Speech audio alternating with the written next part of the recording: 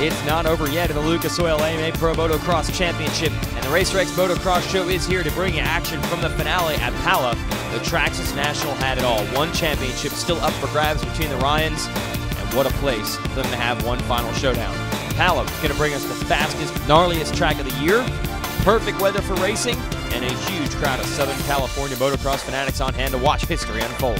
RacerX Motocross Show, next.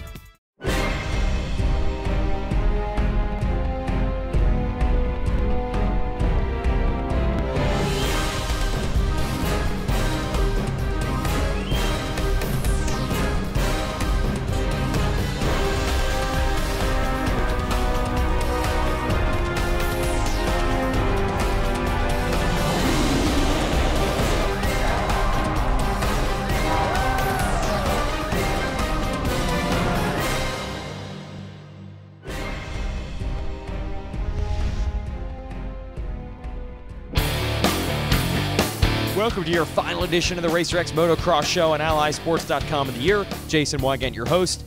Championship in the 250 class already decided, and that's why the 450s would race in your final set of motos today.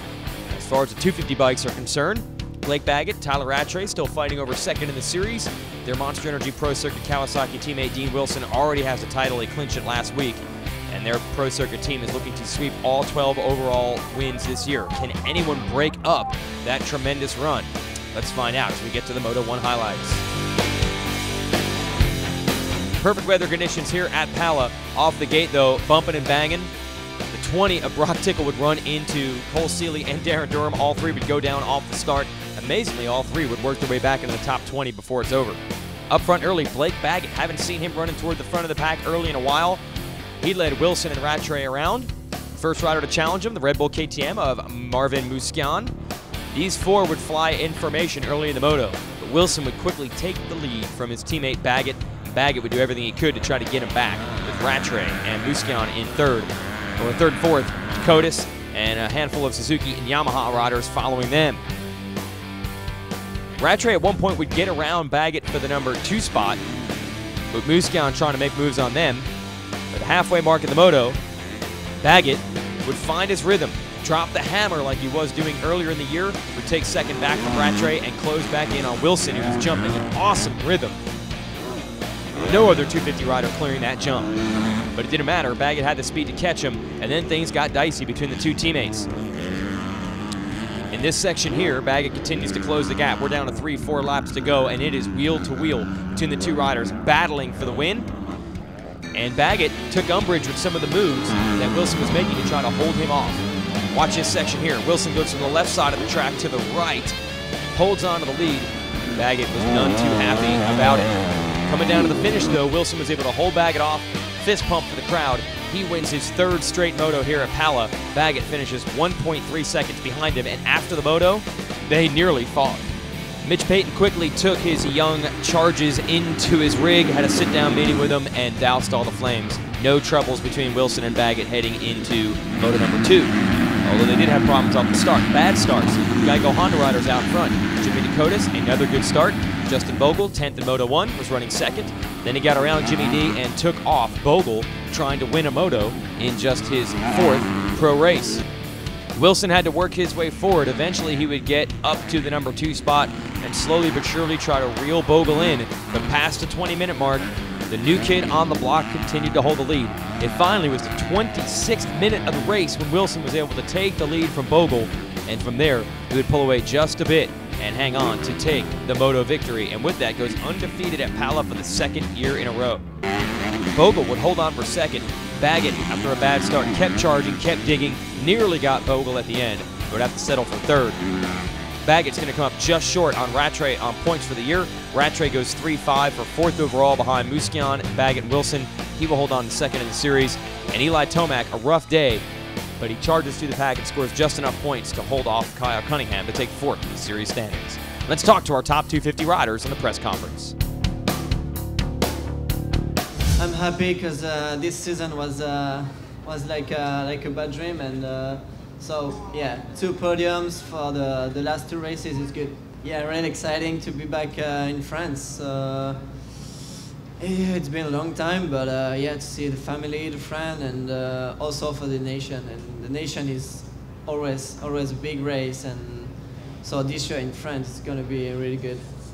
I know I have what it takes, and I just need to fix and try to eliminate the mistakes that I made, or actually just make them smaller. They were kind of big mistakes, but my highs were really high, and I had some pretty deep lows, so we'll try to get rid of those next year. I'm so excited for the nations. Obviously, I'll be representing Team Great Britain, and really looking forward to it. It's one of those races you get there, and it's just total different scene. You know, it's new and it's fresh, and it's really exciting for me. And so yeah, I'm leaving on Monday, the night after the banquet. So really looking forward to it, and you know, just gonna go there and ride my best, and that's all I can do.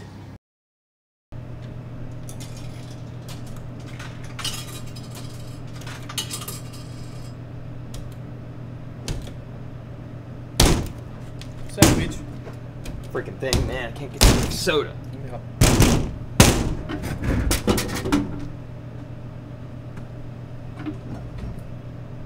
Thanks, Jeff.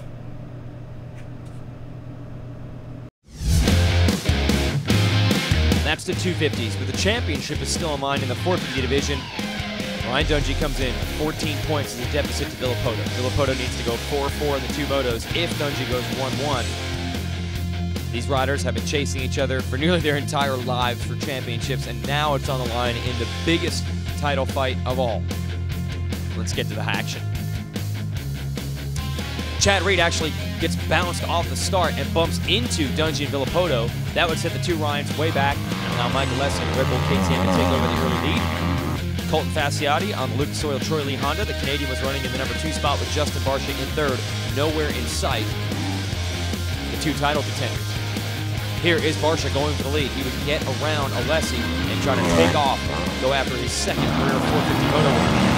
Finally find the Ryans back just inside the top 10. They would race each other while racing through traffic. Certainly had to be get nervous time for Villopoto, who even made a big mistake at one point, overjumped the double, and his hand came off the bars.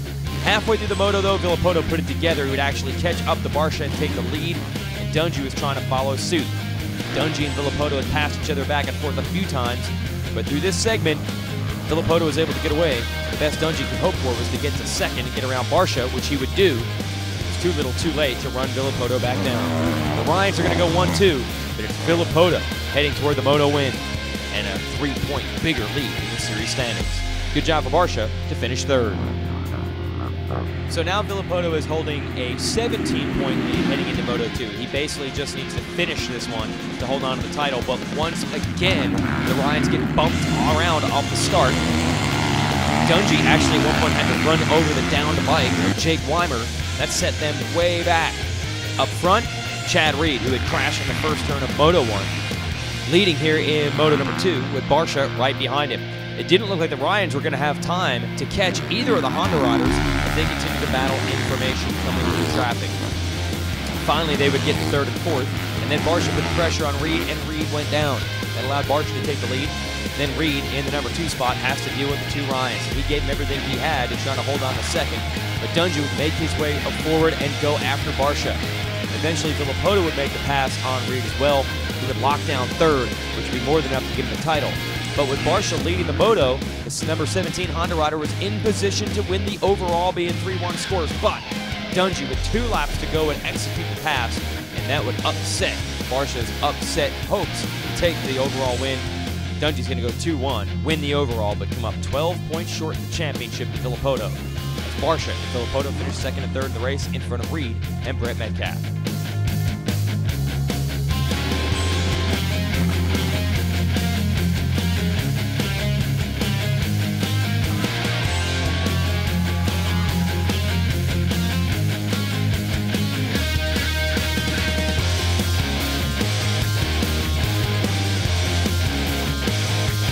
I'm really excited to get a little break after the Des Nations and just start preparing and doing our homework and getting ready for 2012. It's nice to leave here, you know, with a win. You know, leaving the 2011 season and leaving it behind. I kind of learned that you know, there's a next step in my career, and you know, the two Ryans, they have that next step, and I you know, I think I can take my, you know, my riding to the next level. I learned a lot. With working with the Honda team was a really big thing. You know, I learned a lot of new things. They're very experienced, and I didn't want to sit at home. I wanted to race. You know, even if I couldn't win, I was gonna, you know, go 20 minutes as fast as I could and then, you know, fade or whatever. But definitely, you know, I've been through a lot this year.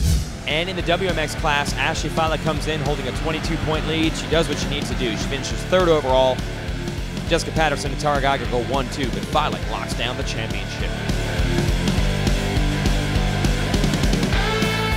All right, let's make this quick. Obviously a championship celebration for Ryan Villopoto to go to, but first I want to congratulate you, and a series doesn't come much more harder fought than this. Supercross and motocross, you got to be pumped to have come out on top.